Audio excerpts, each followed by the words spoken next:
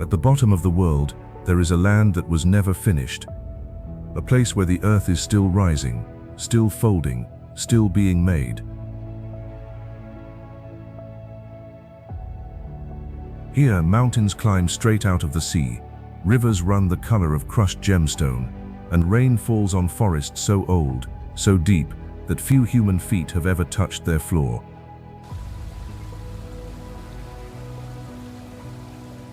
This is the South Island of New Zealand, one of the last great wildernesses on Earth.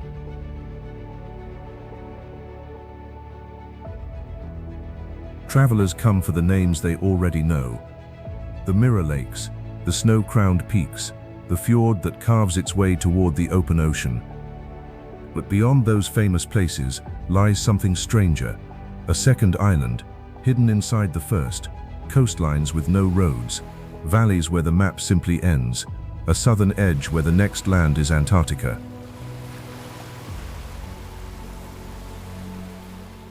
For centuries, this island guarded its wildest corners in silence. Now, that silence is about to open. Because to travel the South Island is to watch a world being born, to move from the gentle north, down through lakes and glaciers and stone, into a heart so remote it feels like the beginning of time.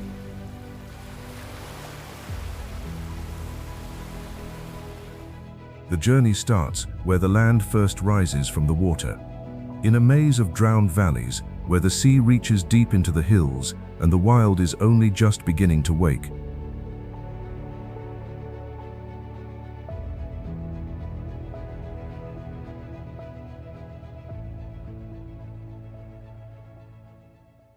Where does a wilderness begin? Not with a wall, not with a gate. Here, at the northern tip of the South Island, it begins with water reaching into land.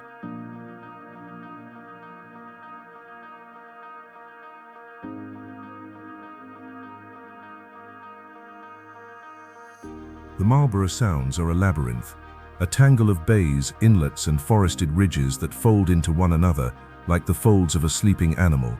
From above, the coastline looks torn apart. Long fingers of deep blue push inland for miles. Green hills rise on either side, their feet lost beneath the tide.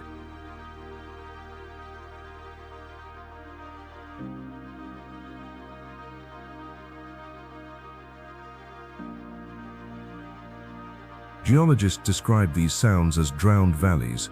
Long ago, this was a landscape of ordinary hills and river gorges. Then the land tilted and slowly sank. The sea poured into the valleys that were left behind. What remained above the water became islands, peninsulas, and hidden coves.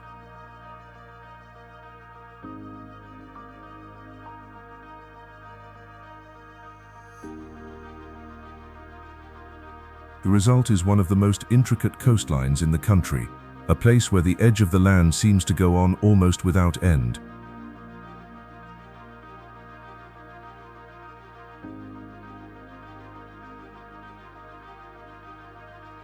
Most travelers pass through here quickly. They arrive on the ferry from the North Island, watch the hills slide by, and hurry onward toward the mountains and the fjords further south. The sounds become a doorway, glimpsed and forgotten.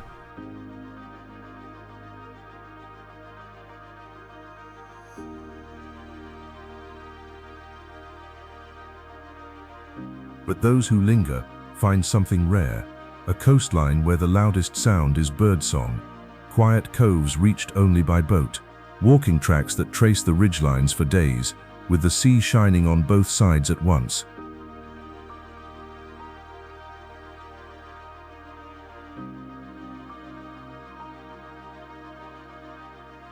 Beneath the surface, the water hides its own world. Sheltered inlets where marine life gathers in the calm, green shellfish farmed on quiet lines, dolphins that trace the wake of passing boats.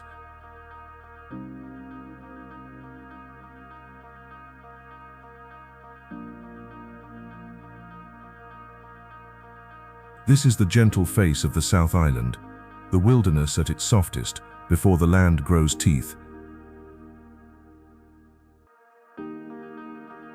And that is the secret of this northern edge.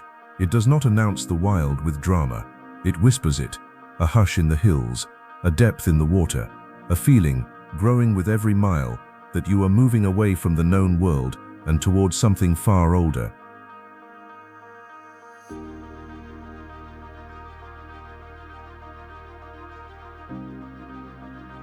The sounds are only the beginning. The land here still leans toward the ocean, gentle and green. But follow the coast south, and that gentleness falls away. Soon the mountains will no longer roll toward the sea. They will plunge into it, and where they meet the water, the earth remembers a violence it has never forgotten.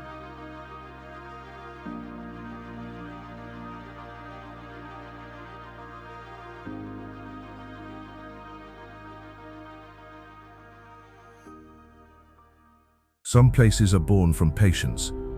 This one was born from collision.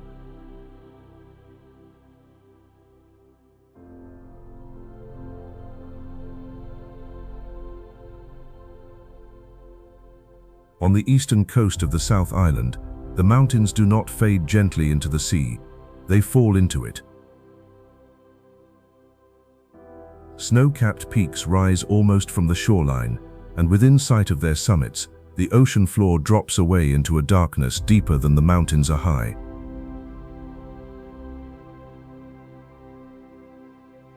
This is Kaikoura, a narrow strip of land caught between two extremes.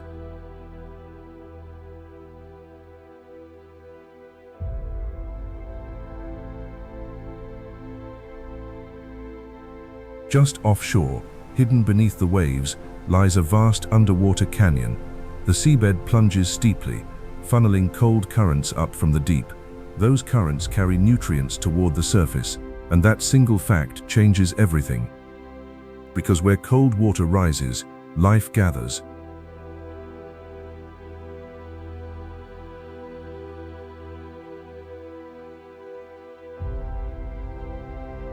The deep canyon draws in creatures from the open ocean. Great whales move through these waters, feeding in the rich, cold dark. Pods of dolphins sweep along the coast in their hundreds. Seals haul out onto the rocks. Seabirds wheel overhead in restless clouds.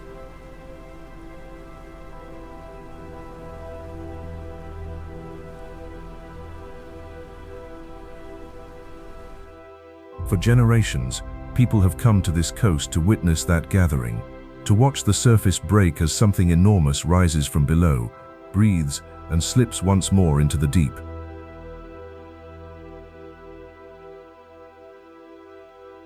But Kaikoura is not only a place of life, it is a place that remembers force.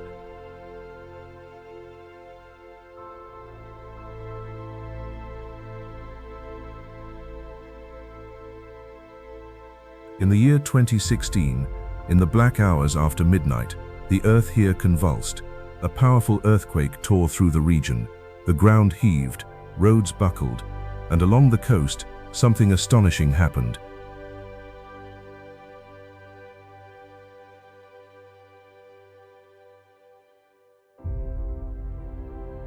The seabed rose. In an instant, stretches of ocean floor were lifted clear of the water. Rock that had lain beneath the tide for lifetimes was suddenly exposed to the open air. The coastline itself was redrawn in a single violent night.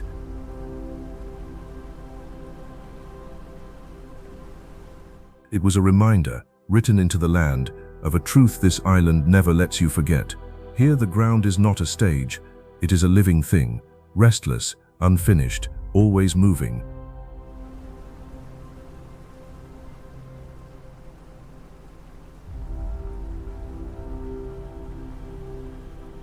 Today the wounds have softened, the road has returned, the whales still rise beyond the breakers, and the mountains still lean over the sea as if watching their own reflection. Yet the memory remains, buried just beneath the calm, a knowledge that everything here, however still it seems, is only resting between one transformation and the next.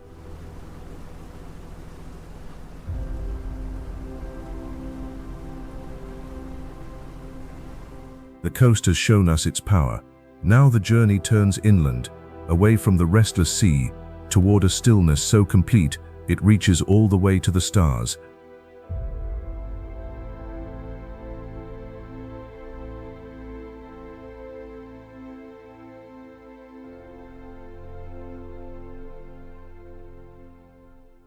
Leave the coast behind, and the world begins to open.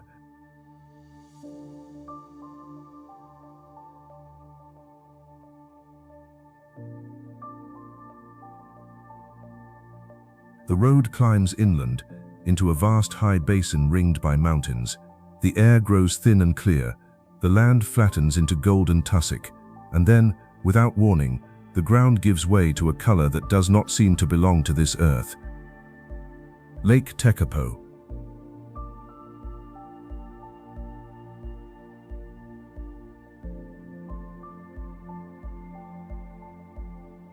The water here is a luminous turquoise. Not blue, not green, something in between, glowing as though lit from beneath. On a still day it looks almost unreal, a sheet of liquid gemstone laid across the floor of the mountains.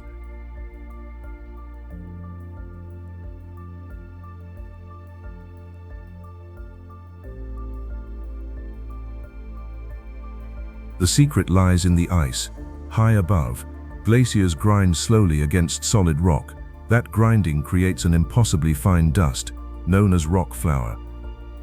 Meltwater carries this dust down into the lake, and when sunlight strikes those tiny particles suspended in the water, it scatters into that unmistakable shimmering blue. It is beauty born from crushing weight, a color ground out of stone over thousands of years.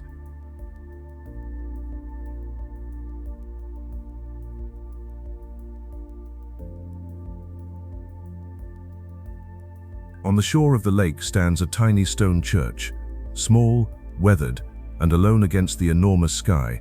It has stood here for generations, framed by mountains and water. For many who journey through this land, it is one of the most photographed sights of the entire island.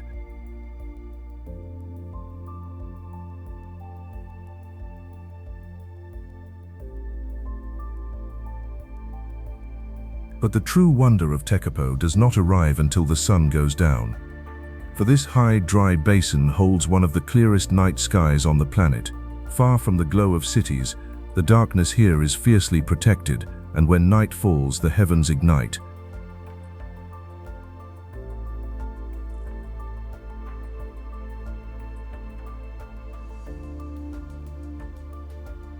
The stars do not merely appear, they flood the sky. Thousands upon thousands of them, scattered from horizon to horizon. The pale river of the Milky Way arcs overhead, and the same still water that glowed turquoise by day becomes a black mirror, doubling the stars until you cannot tell where the earth ends and the universe begins.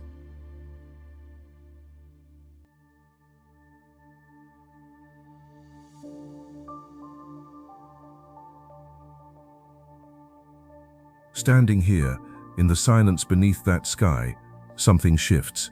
The mountains that felt so vast become small. The lake becomes a single point of light in a far greater darkness, and the traveler is left with a rare and humbling feeling. The sense of standing at the very edge of the world, looking out into everything beyond it.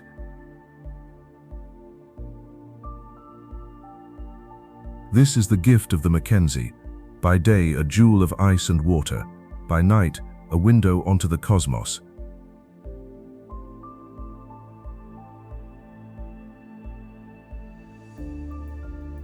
Yet even the stars must bow to something, for rising beyond this basin stands a shape that has drawn eyes upward long before any telescope. A mountain the first people of this land called the Cloud Piercer, and it is waiting.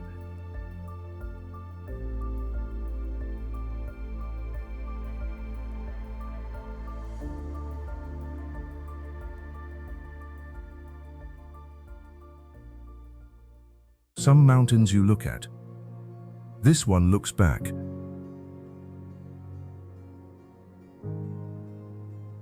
Rising from the heart of the Southern Alps stands the highest peak in all of New Zealand. To the first people of this land, the Maori, it carries a name far older than any map. They call it Aoraki, the Cloud Piercer.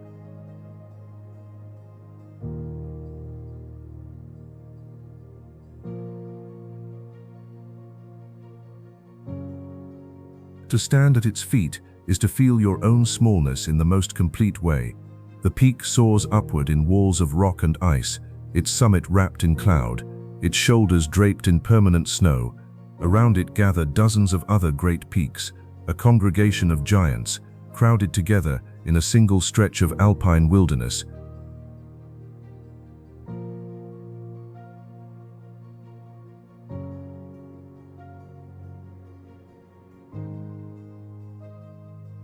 In the stories of the Maori, this mountain is not a thing, it is an ancestor.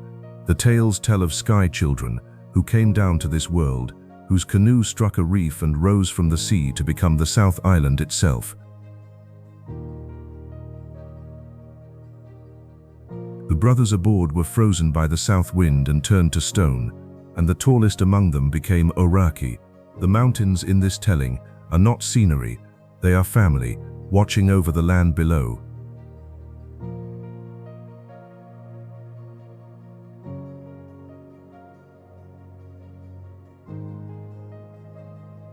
Beneath the peak flows a river of ice, the Tasman Glacier, the largest glacier in the country, a vast frozen tongue winding down through the valley. For thousands of years it has carved and shaped this landscape, grinding the very rock flour that now colors the lakes far below. But the glacier is changing.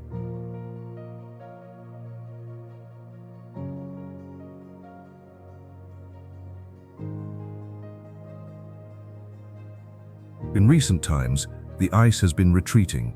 Where solid glacier once reached, a growing lake now spreads, dotted with pale floating icebergs that break away and drift in silence. The mountain endures, but the ice at its feet is quietly withdrawing.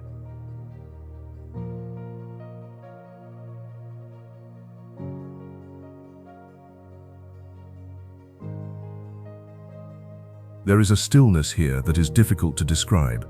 The air is sharp and clean, sound seems to travel differently, swallowed by the immensity of stone. Clouds move across the summit in slow procession, revealing the peak for a moment, then veiling it once more.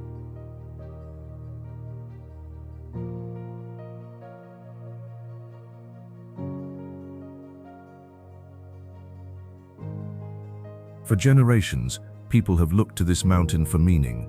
It stands at the center of the island like a heart of stone, fixed, eternal, watching the seasons turn and the travelers pass, holding its silence above them all.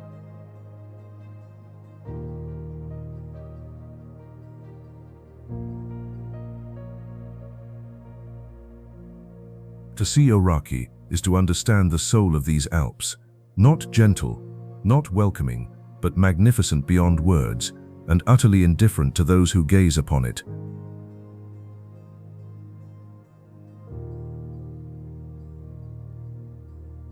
The mountain has shown us the roof of the island. Now the journey descends once more, down toward the valleys and the shining lakes, where the wilderness softens into a place that has captured the hearts of travelers from across the world.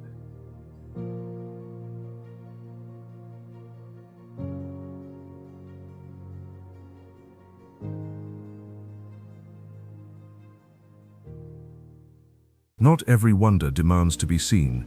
Some simply wait, quietly, for those who slow down enough to notice.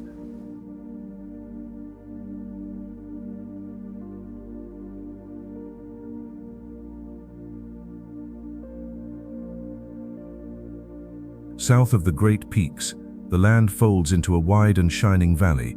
At its center lies a lake of deep, clear blue, cradled by mountains and edged with golden shore. This is Wanaka, and it moves at a gentler rhythm than almost anywhere else on the island.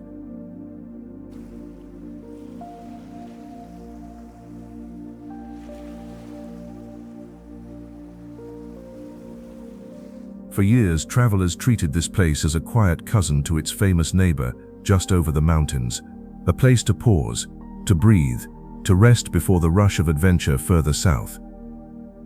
But those who lingered discovered that Wanaka was never a stop along the way. It was a destination all its own.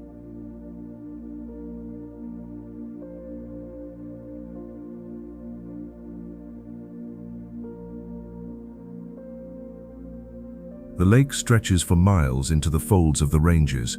Its surface shifts with the light, from silver at dawn to deep sapphire beneath the midday sun. Around its edges lie quiet beaches, hidden bays, and walking trails that climb into the hills above.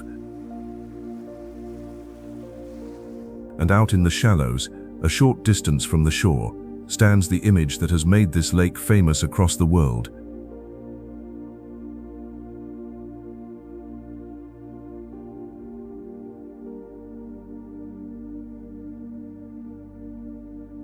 A single willow tree, growing alone, straight up out of the water, its roots hidden beneath the surface of the lake. Behind it, the mountains rise.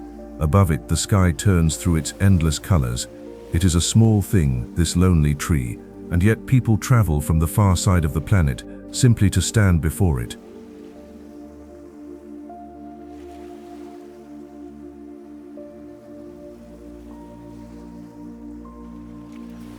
Perhaps that is because it speaks to something quiet inside us, the beauty of standing alone, the strange grace of endurance, a living thing, rooted in water, holding its place against the seasons and the years.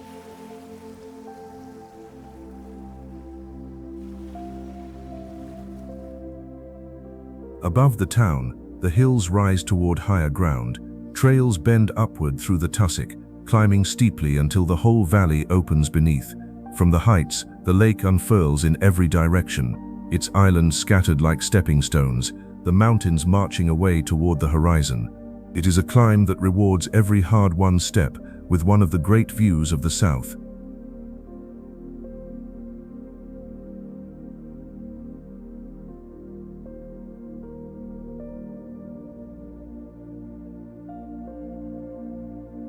Wanaka asks nothing of the traveler but patience. It does not shout, it does not perform, it simply glows, softly, in its ring of mountains, offering stillness to anyone willing to receive it.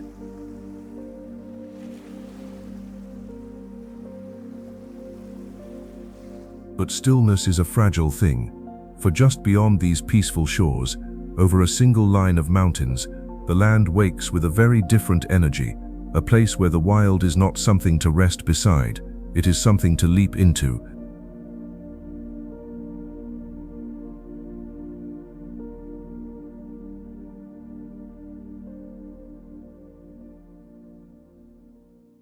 There is a place in these mountains where the wilderness learned to race the human heart.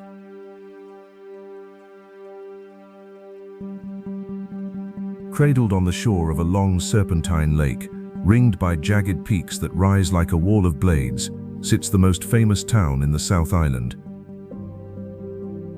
Queenstown, a name known far beyond these shores.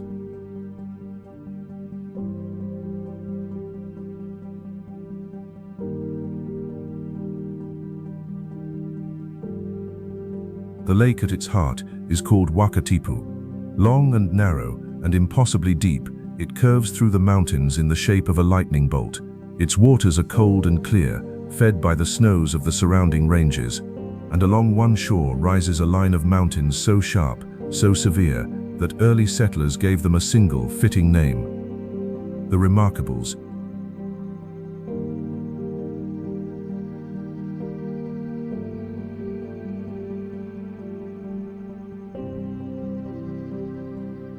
For much of its history, this was a place of gold. Prospectors flooded into these valleys long ago, chasing fortune in the icy rivers, carving rough tracks into the wilderness. The gold eventually faded, but the beauty they found here never did.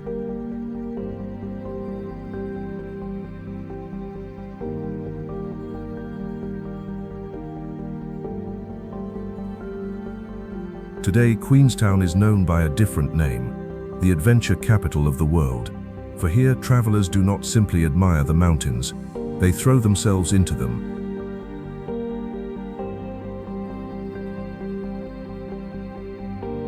This is a place built on the thrill of the leap. People fling themselves from bridges on nothing but an elastic cord. They soar between cliffs suspended from wires. They race down rivers of white water and leap from aircraft into the thin blue air above the peaks.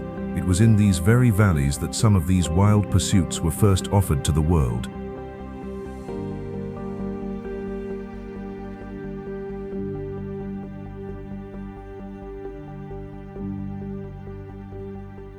And yet, for all its energy, Queenstown never loses its grandeur.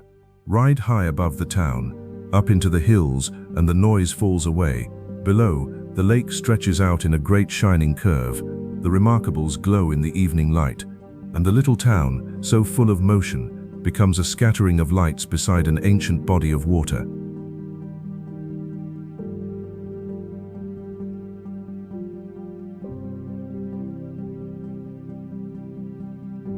This is the strange magic of the place. It is loud and alive, a playground for the restless, and yet it sits inside a landscape of such overwhelming scale that even the boldest adventure feels small against it.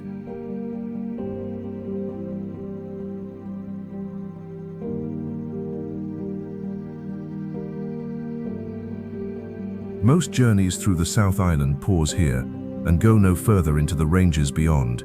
Queenstown feels like a destination, an ending, the bright beating heart of the mountains.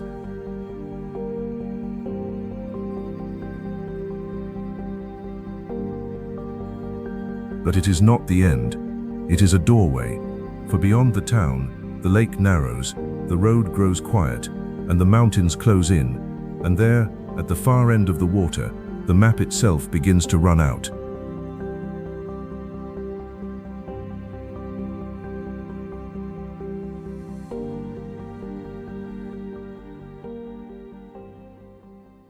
Every road eventually comes to its end, and it is often there, where the pavement stops, that the real wilderness begins.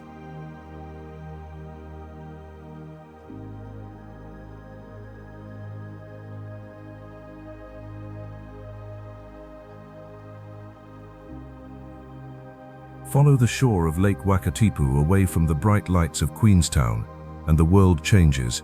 The traffic thins, the buildings vanish, the road narrows to a slender ribbon, tracing the very edge of the water, with mountains soaring on one side and the lake falling away on the other.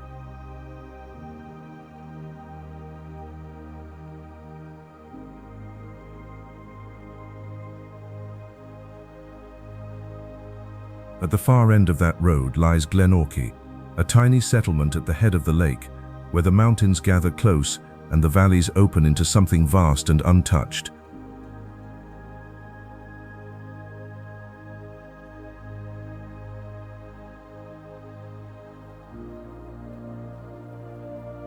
This is a threshold place. Beyond it, the wild takes over completely.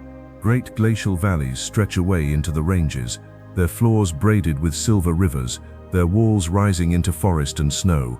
Ancient beechwoods cloak the lower slopes, still and dim and green, and beyond them lie some of the most remote valleys in the entire country.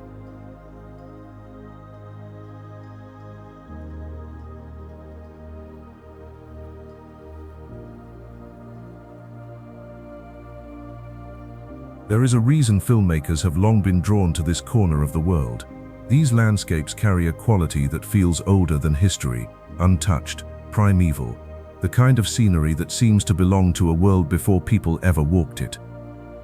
Mist hangs in the valleys at dawn, peaks rise sheer and silent. It is a place that looks the way the imagination pictures a lost and legendary land.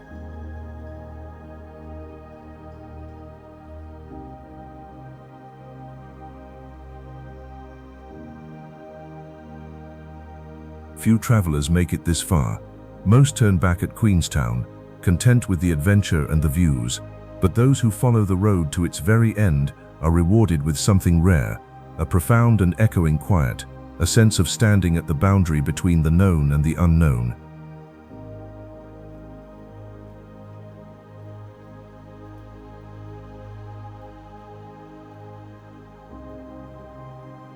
For here the trails lead off into true wilderness, long valleys that take days to cross on foot, mountain passes that few will ever see, a backcountry so vast and so wild that a person could walk for a lifetime and never trace all of it.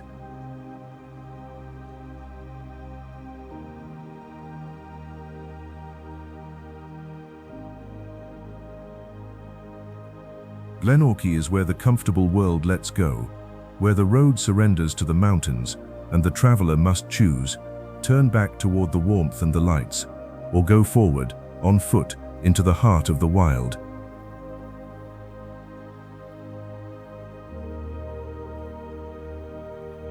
And it is that wild heart that the journey now seeks, for to the west, hidden behind a great wall of mountains, lies the most remote and rain-drenched corner of the entire island, a place of black water and towering stone, the realm of the fjords.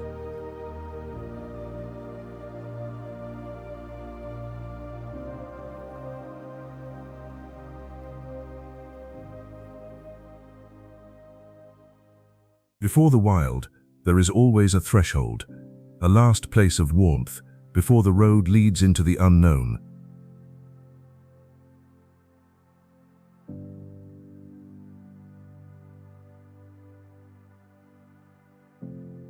On the shore of a great southern lake sits the quiet town of Anau. It is the final gathering place before the fjords, the last streetlights, the last warm windows. Beyond it, the road turns toward one of the emptiest and most magnificent corners of the earth.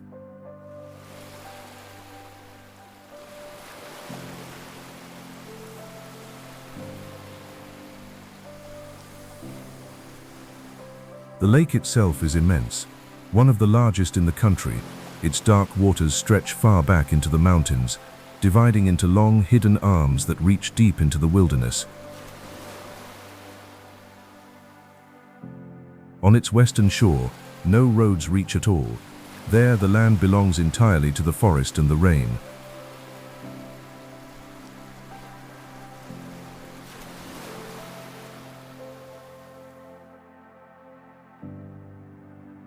This is the doorway to Fiordland, a national park so vast, so rugged, and so remote that much of it has never felt a human footstep. A place of drowned valleys and sheer stone walls, of waterfalls beyond counting, of rain that falls in quantities almost impossible to imagine.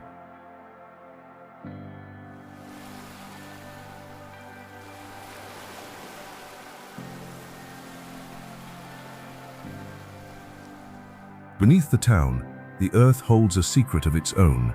Deep within a network of limestone caves, hidden in the darkness, live thousands of tiny creatures that glow with a cold blue light. Their living constellations shimmer across the cave ceilings, mirrored in the still black water below, an underground sky buried beneath the mountains.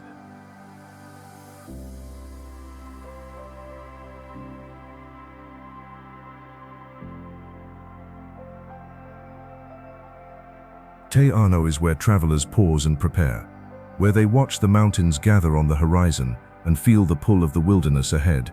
For beyond this point, comfort falls away. The road ahead climbs into cloud, through valleys carved by ancient ice, toward a place that receives some of the heaviest rainfall on the planet.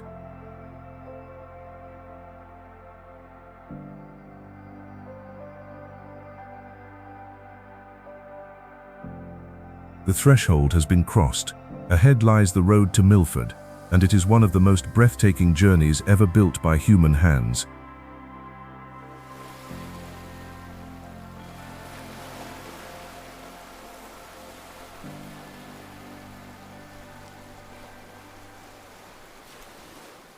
There are places so overwhelming that words seem to fall silent before them.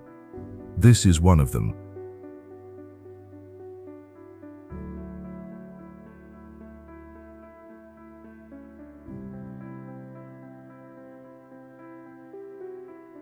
To reach it, travelers follow a single winding road through the heart of Fiordland. It is a journey that feels like a passage into another world. The road climbs through valleys of golden grass, past rivers of astonishing clarity, beneath cliffs that weep with waterfalls.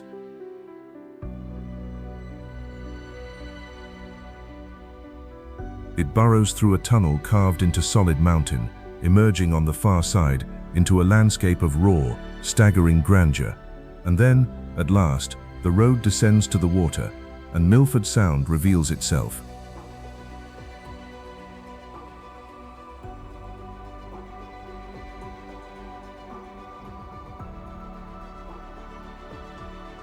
Nothing prepares you for the scale.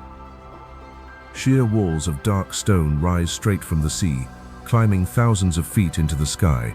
Their summits vanish into cloud, Their faces glisten, wet and black, streaked with the silver threads of countless waterfalls, and from the center of it all rises a single iconic peak, a great pyramid of rock that stands guard over the water like a sentinel carved by the gods.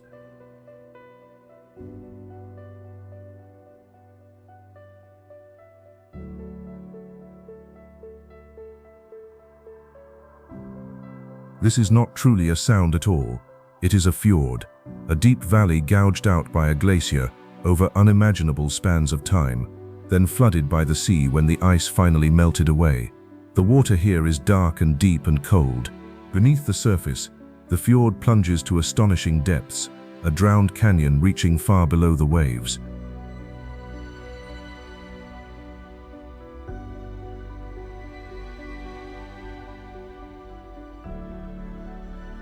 And then there is the rain. For this is one of the wettest places on the face of the earth. Storms sweep in from the ocean and break against the mountains, releasing rain in quantities that defy belief. But here, the rain is not a curse, it is a kind of magic. For when the storms come, the cliffs come alive. Thousands of temporary waterfalls burst into being, cascading down every wall of stone, turning the entire fjord into a cathedral of falling water.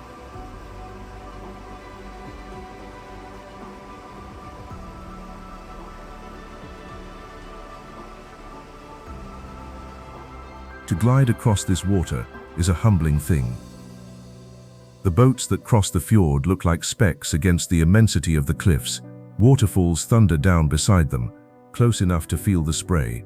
Seals rest on the rocks at the water's edge, and somewhere in the deep, dolphins move through the darkness below.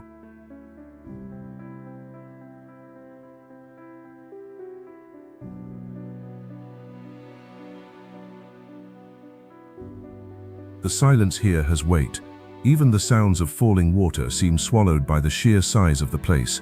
It is the silence of something ancient, something that was here long before us and will remain long after we are gone.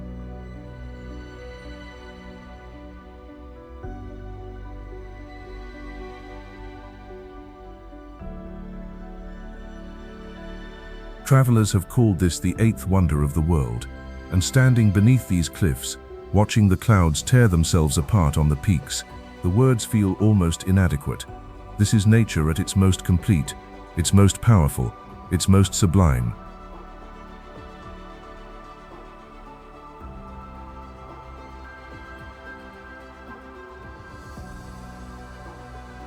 Milford Sound is the jewel of the South Island, the image that draws travelers from every corner of the globe. But its very fame means that, on many days, its waters are shared with many others who have come to witness the same wonder.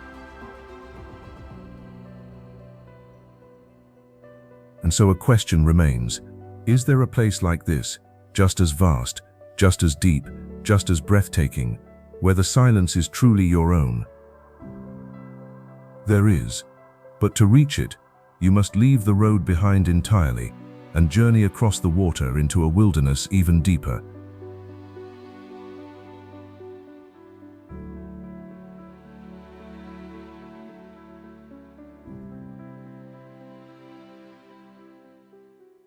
Some places keep their beauty hidden, not out of cruelty, but as a kind of protection, for what cannot be easily reached, cannot be easily spoiled.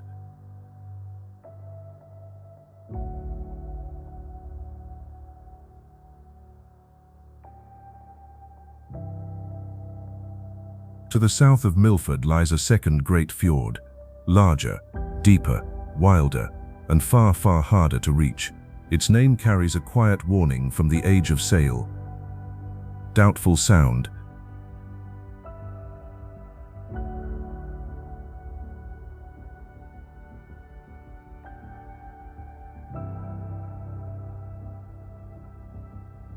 Long ago, an explorer sailing this coast looked into its mouth and hesitated. He doubted whether, once inside, the winds would ever let his ship escape again, and so he sailed on, leaving the fjord unentered and leaving it a name born from that very hesitation.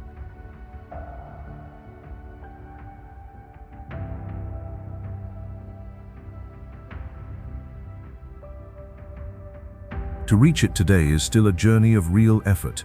There is no simple road to its shores. Travelers must first cross a vast and lonely lake, then climb over a high mountain pass, before finally descending to the water on the far side. Each step peels away another layer of the modern world, and with every mile, the silence deepens.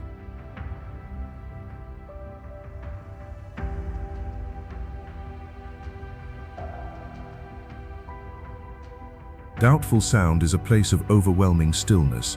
It is far larger than its famous neighbor, its arms reaching out through the mountains in a sprawling maze of dark water and drowned valleys.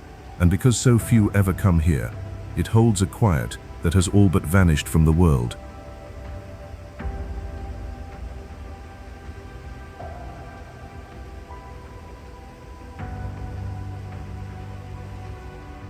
The mountains here are cloaked in ancient rainforest. Trees cling impossibly to sheer walls of rock, their roots woven together into a living green skin. When the rain falls, and it falls often, waterfalls pour from the heights in their hundreds. And when the rain clears, a profound hush settles over everything, broken only by birdsong and the distant murmur of water.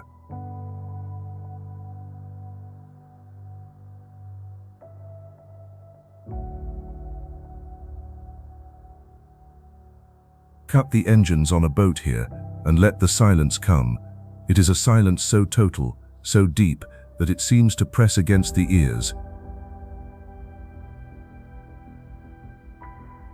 No traffic, no voices, no machines, only the sound of a world exactly as it has been for thousands of years.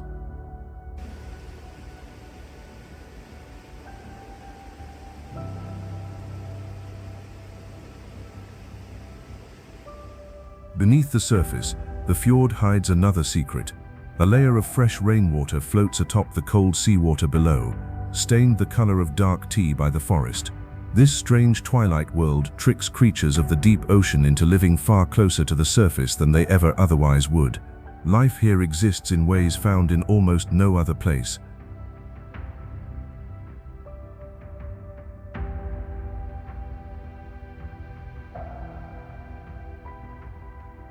Doubtful Sound is the answer to Milford's question. The same towering cliffs, the same thundering falls, the same drowned and glacier-carved valleys, but wrapped in a solitude so complete that a traveler can feel, for a few precious hours, like the last person on Earth.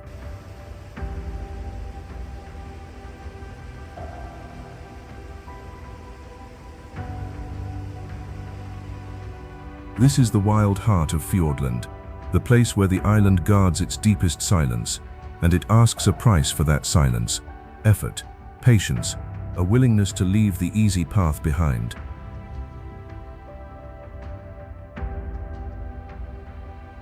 The fjords have shown us the island at its most remote.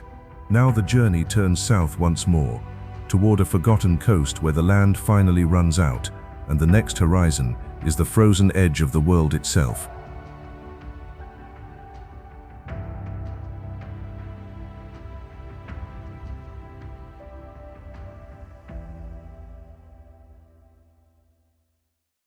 There is a corner of the South Island that most travelers never see, a place left off the busy routes, forgotten in the rush between the famous names, and that is exactly what makes it so extraordinary.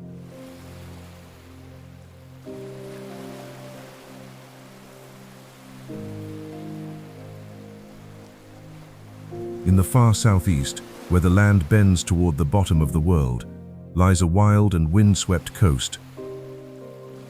This is the Catlins, a region of rugged shores, hidden waterfalls, and ancient forest that tumbles almost to the edge of the sea.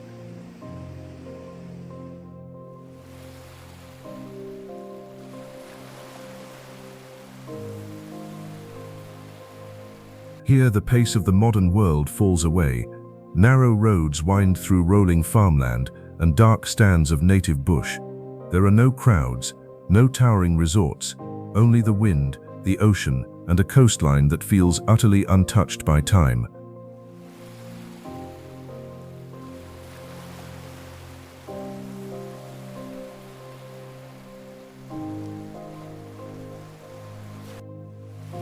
The sea along this coast is fierce. Great swells roll in from the vast Southern Ocean, crashing against cliffs and carving the land into strange and beautiful shapes. In places, the waves have hollowed the rock into caves and blowholes. In others, the forest presses right up against the shore, its wind-bent trees leaning away from the relentless salt air.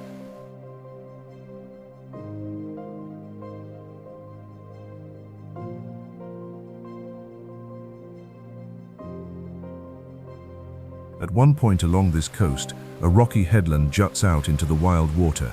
Its name is Nugget Point. From its tip, a small lighthouse stands watch over a scattering of jagged rocks that rise from the surf like the broken teeth of some ancient creature. When the light of dawn breaks over the ocean here, and the mist curls around the stones, it becomes one of the most hauntingly beautiful sights in the entire country.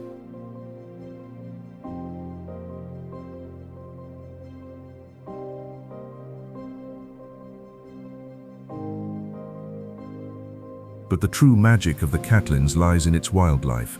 For this forgotten coast is a refuge.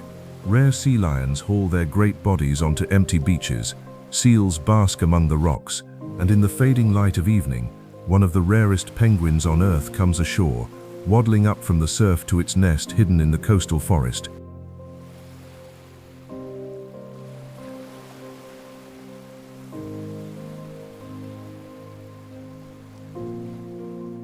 Deep in the bush, waterfalls hide among the ferns. Some tumble in wide, tiered curtains over mossy stone. Others plunge in a single graceful drop into pools far below. To reach them, travelers walk quiet trails through forests draped in green, where the air is cool and damp and alive with the songs of native birds.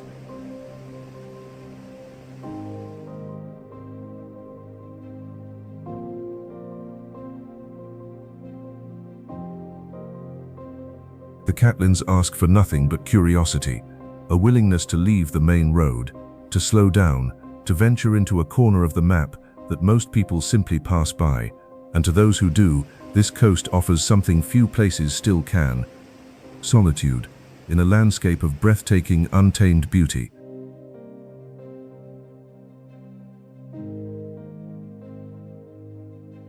This is the South Island at its most secret, its most forgotten, its most wild.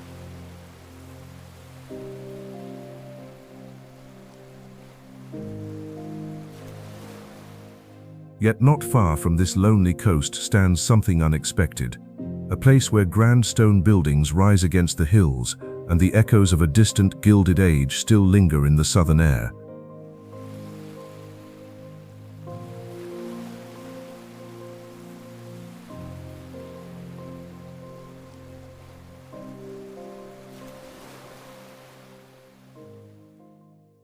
After so much wilderness, the appearance of a great city feels almost like a dream.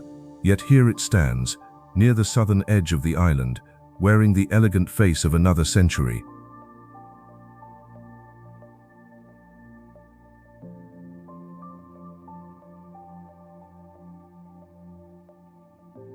This is Dunedin, a city built on gold, on ambition, and on the dreams of settlers who came from the far side of the world. When fortune poured out of the southern goldfields long ago, that wealth was carved into stone, and much of it still stands today.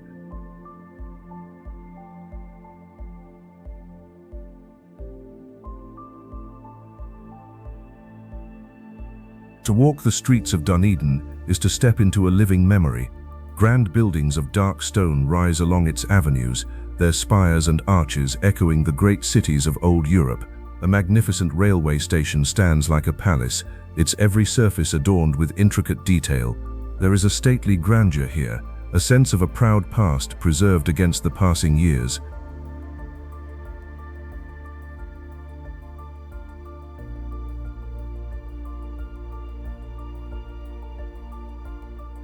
The city clings to steep and rolling hills. Its streets climb at astonishing angles, rising and falling across the landscape. One of them is so impossibly steep that it has become famous the world over, a slope that seems almost too sharp for any road to follow.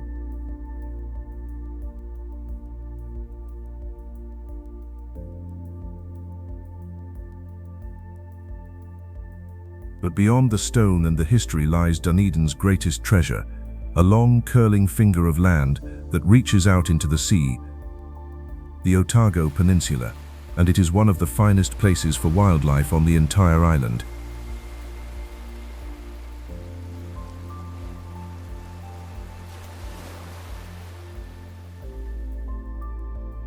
Here, on windswept headlands above the ocean, the natural world puts on an astonishing display.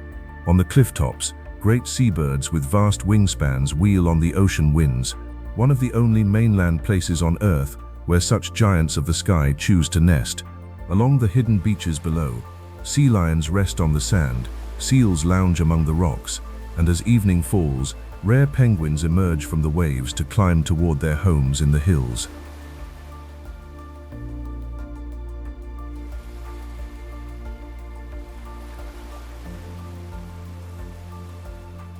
The peninsula is a landscape of quiet, rolling beauty. Green hills fall away to secret coves, old stone walls trace the contours of the land, and a grand castle, the only one of its kind in the country, stands among gardens high above the sea, a monument to the dreams of a bygone age.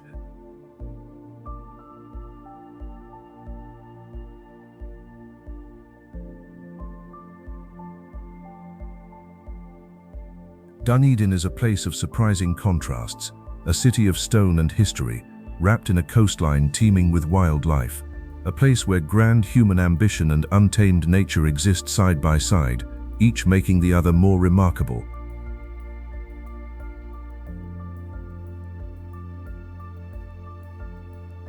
It is a reminder that even here, near the wild southern edge of the world, people once dreamed on a grand and glorious scale.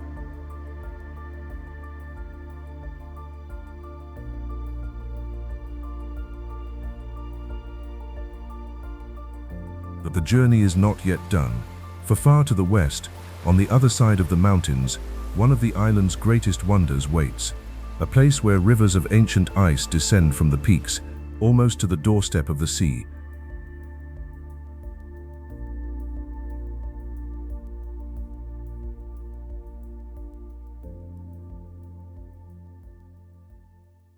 Imagine a place where fire and ice trade their ancient roles, where a river of frozen time flows down from the mountains, not into a barren white wasteland, but into a lush and living rainforest.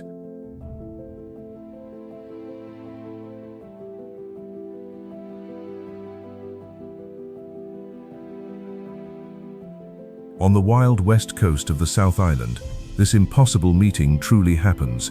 Here, high in the southern Alps, vast fields of snow and ice feed a great glacier that flows down through the mountains toward the sea. Its name is Franz Josef.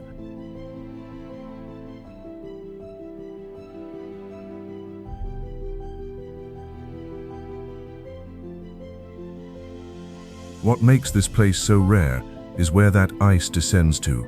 In most of the world, glaciers end high in the cold mountains, far above the world of the living, but here, this river of ice pushes down through steep valleys until it reaches the very edge of a temperate rainforest.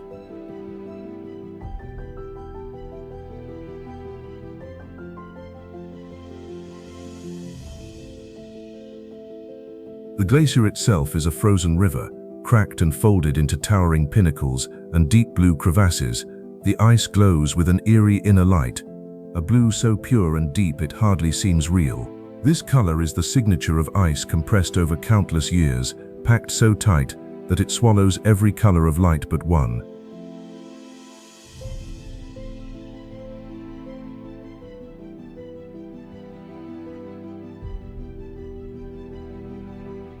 For those who venture onto it, the glacier is another world entirely, a shifting landscape of ice caves and frozen walls, of meltwater streams and glittering towers. It is a place of profound quiet, broken only by the distant crack and groan of the ice as it moves, slowly and endlessly, down toward the valley below.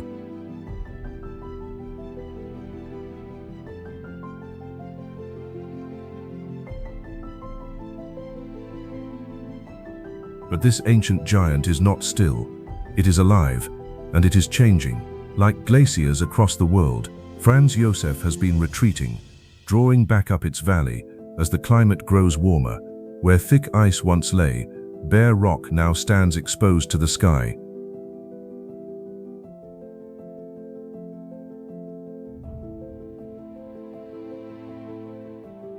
To stand before Franz Josef is to feel the deep pulse of time. The snow that forms this ice fell long ago. It has spent lifetimes pressed into the heart of the glacier, creeping downward inch by inch, before finally emerging here, at the edge of the forest, to melt at last into rushing rivers.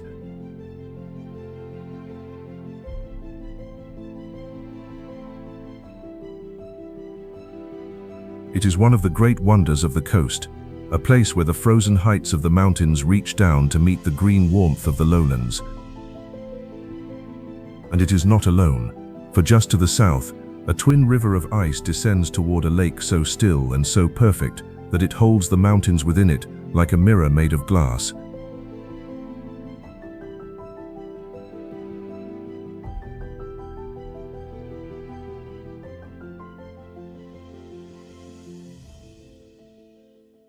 Not far to the south, a second river of ice tells the same ancient story, but it guards a treasure that its famous neighbor does not. Fox Glacier flows from the same high snowfields of the southern Alps. Like its twin, it winds down through the mountains, a vast tongue of blue and white ice, descending toward the green lowlands and the distant sea. It is wild and immense, and slowly, endlessly moving. But the true wonder here is not the glacier alone.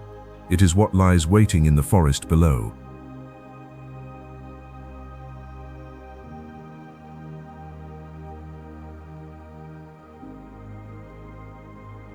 Tucked among the trees, a short distance from the ice, rests a small and unremarkable lake.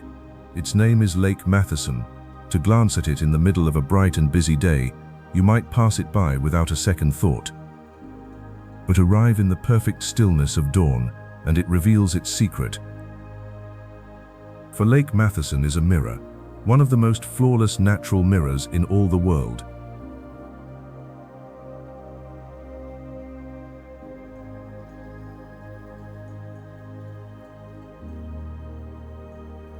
The waters of this lake are dark, stained by the natural tannins of the surrounding forest, and on a calm and windless morning, that dark surface becomes perfectly, impossibly still. It transforms into a sheet of black glass, and upon it appears one of the most beautiful reflections on earth.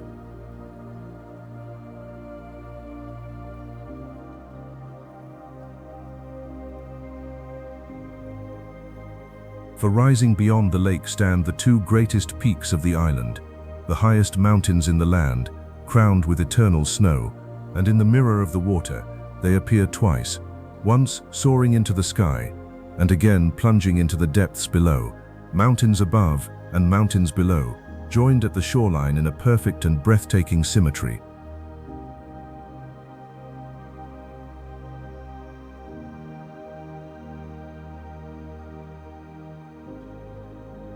To witness this is to understand why travelers wake long before the sun.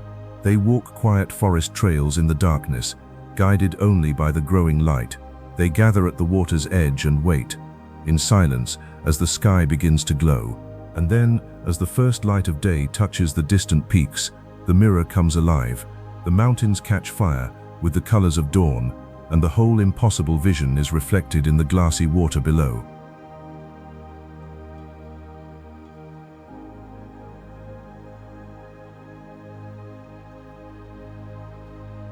It is a fleeting magic, a breath of wind, a passing cloud, and the mirror shatters into ripples.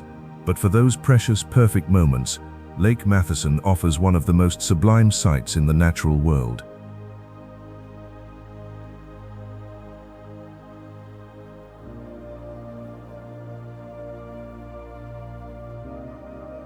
Here on the west coast, the wild reveals its gentler artistry, not the raw power of the fjords, nor the crushing scale of the glaciers, but a quiet and delicate perfection.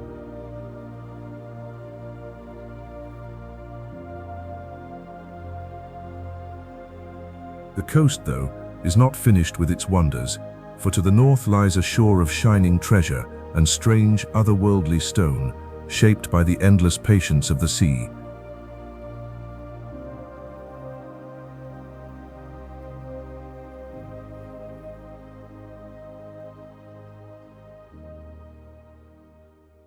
The west coast is a place apart, a long, narrow strip of land pinned between the mountains and the wild Tasman Sea, remote, rugged, and rich with treasures of its own.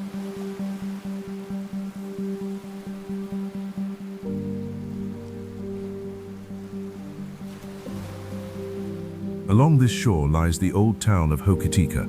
Once, it was a boom town of the gold rush, one of the busiest ports in the land, its harbour crowded with ships. Today it is quieter, but it has never lost its connection to treasure, for this coast holds a different kind of riches, hidden in its rivers and along its wild grey beaches.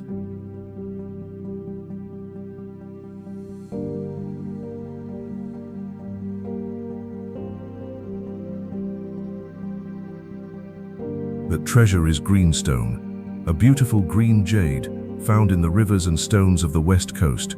For the Maori people, this stone is sacred, a thing of deep spiritual value, carved with great skill into ornaments, tools, and treasured heirlooms passed down through generations. To this day, artisans here shape the stone by hand, continuing a tradition that stretches back centuries.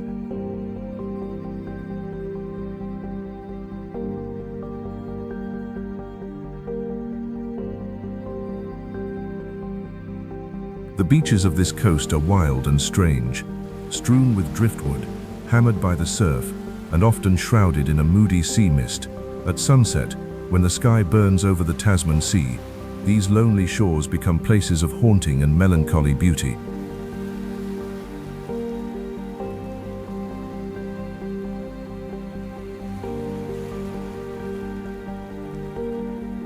But further up the coast waits the strangest sight of all. At a place called Punakaiki, the very rock has taken on an impossible form.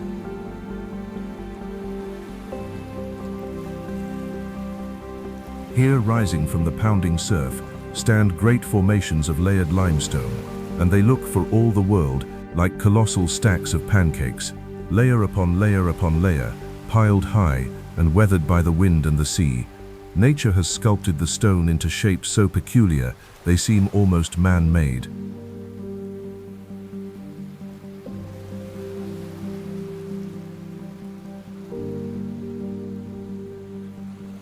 How these strange formations came to be is a puzzle that still intrigues those who study the earth. Over immense spans of time, layers of stone were laid down beneath the sea, then raised up and slowly carved by the elements into these bizarre and beautiful shapes.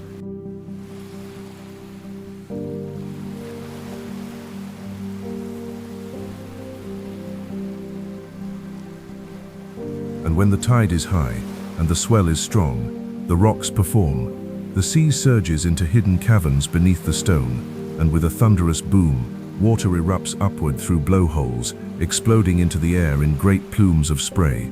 The ground itself seems to breathe and roar with the power of the ocean.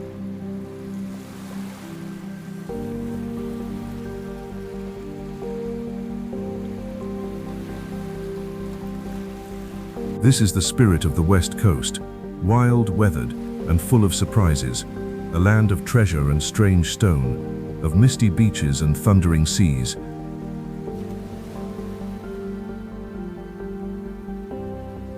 The journey has traced the wild western edge of the island. Now, at last, it must turn back toward the east, crossing the great spine of the mountains one final time, along one of the most spectacular passages ever carved through the Alps.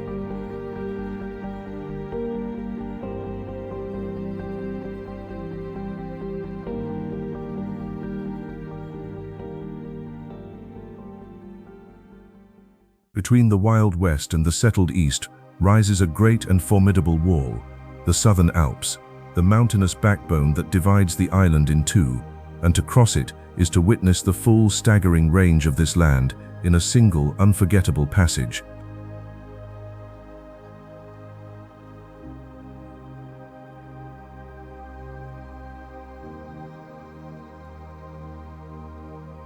High among these peaks lies Arthur's Pass, one of the highest and most dramatic mountain crossings in the country. For centuries, the Maori people used these routes to travel between the coasts, carrying precious greenstone across the mountains. Later, settlers carved a road and a railway through this rugged terrain, a feat of daring and determination against a landscape that resisted every step.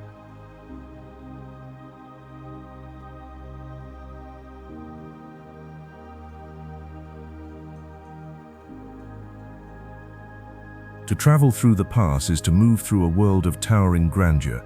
Jagged peaks rise on every side, deep valleys plunge away below, waterfalls cascade down sheer rock faces, and rivers of pale blue meltwater braid across wide stony beds.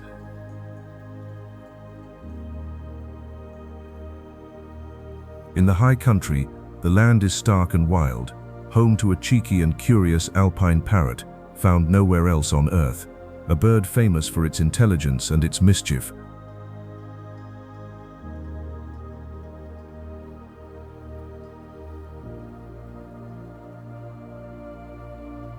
But there is one way to experience this crossing that stands above all others. A legendary train journey that climbs from one coast, up and over the Great Divide, and down to the other side.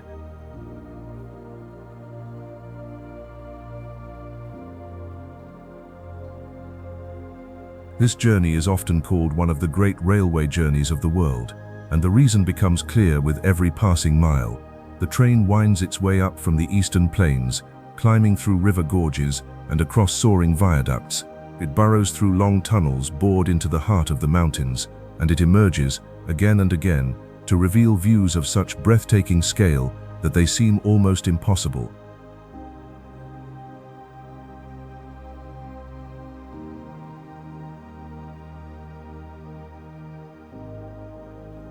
From the comfort of the train, the whole story of the island unfolds. The wide golden plains of the east, the rising foothills, the dramatic alpine heart, wrapped in snow and stone, and finally the lush, dripping rainforests of the west.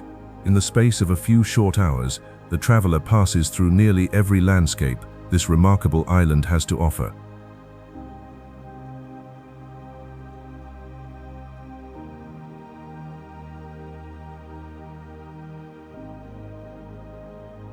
It is a fitting way to draw the journey together, a single thread of steel, stitching the two coasts into one, binding the wild west to the gentle east across the roof of the southern Alps.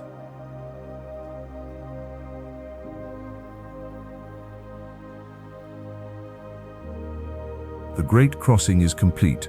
The journey has carried us from the drowned valleys of the north, through mountains and lakes and fjords, along forgotten coasts and rivers of ancient ice. And now, as the mountains fall away behind us, it is time to look back upon all that this island truly is.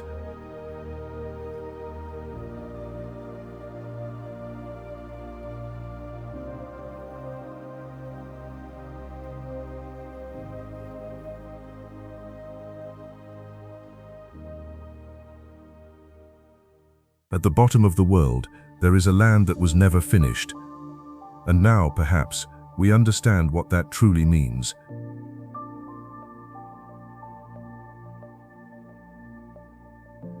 We began at the water's edge, where the sea reached quietly into the hills.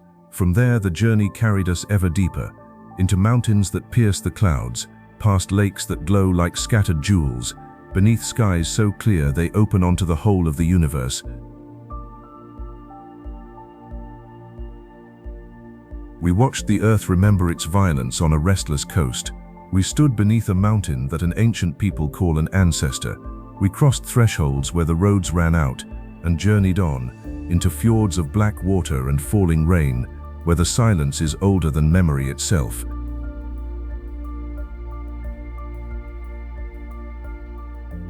And along the way, we found the hidden places, the forgotten southern coast, where rare creatures gather in the surf, the mirror lake that holds the mountains in its glass, the strange and lonely wonders that most travelers never pause to see.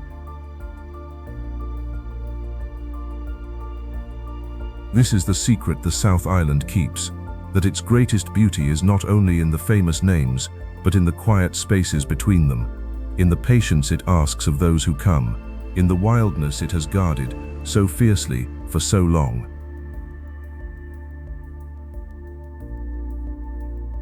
For this is a land still in the making. Its mountains are still rising, its glaciers still carving, its coastlines still shifting beneath the endless work of the sea. To travel here is to walk through a world caught in the very act of creation.